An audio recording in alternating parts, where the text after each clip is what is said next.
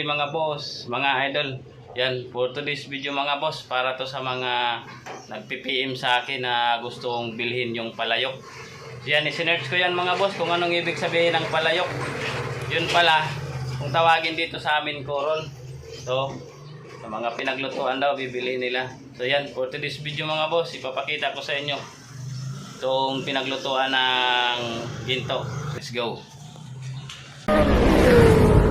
Ito mga boss, yung mga pinaglutuan ng ginto. So yan, for your information mga boss, sa mga nagpi-PM sa akin, mga nagpa-private message talaga sa akin na sabi nila gusto daw nila bilhin yung palayok. Yan, sinerch ko yan mga boss. Yung palayok pala, ito yung koron dito sa amin kung tawagin. Yan, ito mga boss, oh. Hindi to binibenta mga idol mga boss kasi nga, so ito yung savings ng kuha ng may-ari. Yan, oh. Tignan nyo naman mga boss, sa dami ng ginto pa yan na nakadikit dyan. Yan, oh. Kita ka talaga dyan. Yan, lalo na pag naipon mo to. Yan, oh. Tignan nyo, pagkadaming ginto. Yung mga naiiwan na mga pinaglutuan dyan, oh. Ano, naninilaw-nilaw. Yan, ito pa, oh. Pakita natin sa malapitan. Yan. Yan, oh. Ito. So yan mga boss, tignan nyo naman, mga pinaglutuan na yan.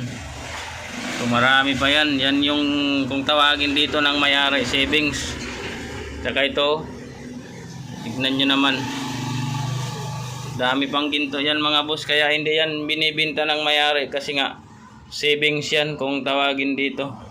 Iniipon niya yan mga boss. At saka pag naka-isang sako, sa kanya na sasalang sa pabirek, o kung tawagin dito sa amin, bulmilan. Yan, oh. So yung iba, yung mga naunang naipon niya kinarga niya na. Kaya ito na lang yung natira naman. So panibago namang ipon to mga boss, mga idol. So yan mga boss, hindi to binibenta mga idol, mga busing. Kasi nga iniipon to ng may-ari. At saka yan, sinasalang sa pabirek. At saka dito mga boss, may isa pang savings dito yung may-ari sa pinaglutuan din ng ginto, sa lutuan dito, sa mga nakapalibot dito.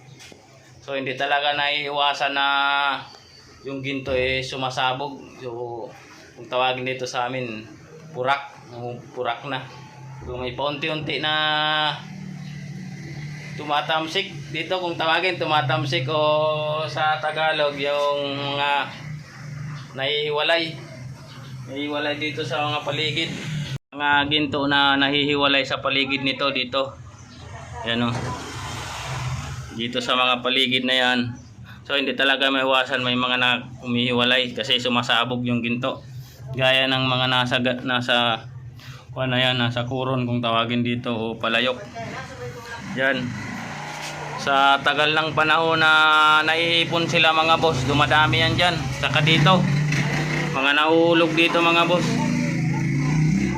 So yan, mayroon pang ginto dyan mga boss. So ang ginagawa namin dyan, o ginagawa ng may-ari dyan mga boss, is linilinis yan.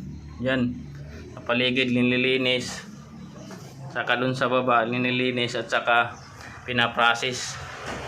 Lagyan ng mercury. Yan, dumidikit pa rin sa mercury yung ginto dyan na naghiwalay. Saka malaki din yung nakukuha.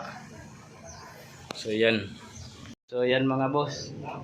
So ngayon nasagot ko na yung iba na mga nagme-message talaga sa akin sa messenger ko na hindi ito pinagbibili kasi iniipon to ng may-ari.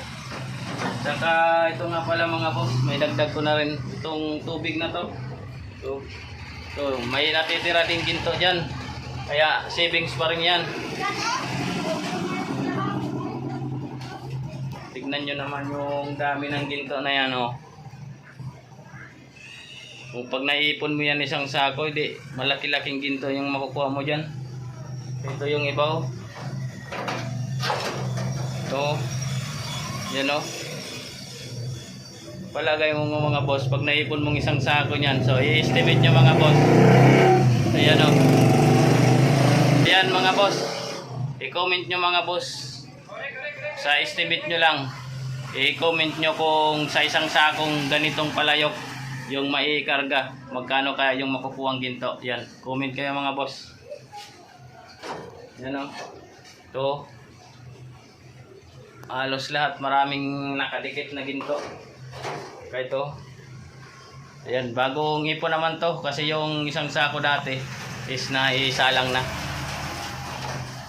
So yan lang mga boss, sana nasagot ko yung nag-message sa messenger ko ng mga followers natin at saka mga curious dyan. Yan, mga gustong bumili nito. So yan, hindi ito pinagbibili mga boss. So yan lang mga boss, peace out.